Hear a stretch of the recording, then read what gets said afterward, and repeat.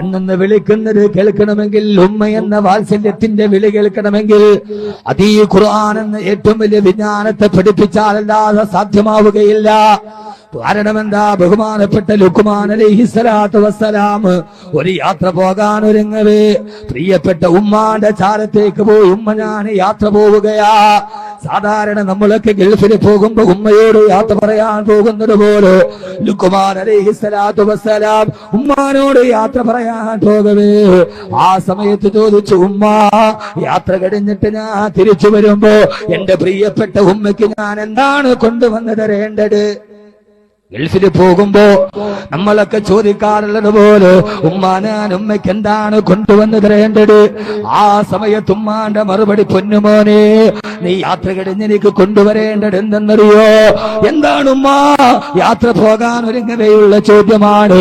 ആ സമയത്ത് പറഞ്ഞു, പൊന്നുമോനെ യാത്ര കഴിഞ്ഞ് നീ തിരിച്ചു വരുമ്പോ സ്വർഗത്തിലെ ഒരു പിടി മണ്ണ് നീ എനിക്ക് കൊണ്ടുവന്ന് തരുമോ? സ്വർഗത്തിലെ ഒരു പിടി മണ്ണ് നീ എനിക്ക് കൊണ്ടുവന്ന് തരുമോ? ഉമ്മയുടെ ചോദ്യം വല്ലാത്ത കടന്ന ചോദ്യമായി. പൊന്നുമോനെ തിരിച്ചു വരുമ്പോൾ ഉമ്മയ്ക്ക് വേണ്ടത് സ്വർഗത്തിലെ ഒരു പിടി മണ്ണാണ് മോനെ. ഇത് പറയേണ്ട താമസം ലുക്മാൻ അലൈഹിസ്സലാത്തു വസ്സലാം ഉമ്മാനോട് പറഞ്ഞു, ഉമ്മ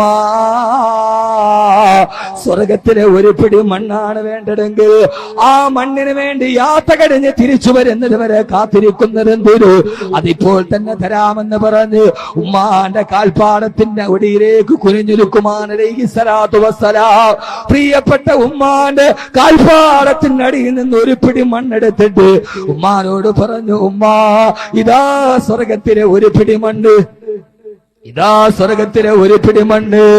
തന്റെ ഉമ്മാന്റെ കാൽപ്പാടത്തിന്റെ ഇടയിൽ നിന്ന് ഒരു പിടി മണ്ണെടുത്തിട്ട് പ്രിയപ്പെട്ട ഉമ്മയുടെ കയ്യിൽ വെച്ചിട്ട് ലുക്മാൻ അലൈഹിസ്സലാത്തു വസ്സലാം പറയുകയാണ്, ഉമ്മ സ്വർഗത്തിലെ ഒരു പിടി മണ്ണാണ് വേണ്ടതെങ്കിൽ യാത്ര കഴിയുന്നത് വരെ കാത്തിരിക്കുന്നത് എന്തിന്?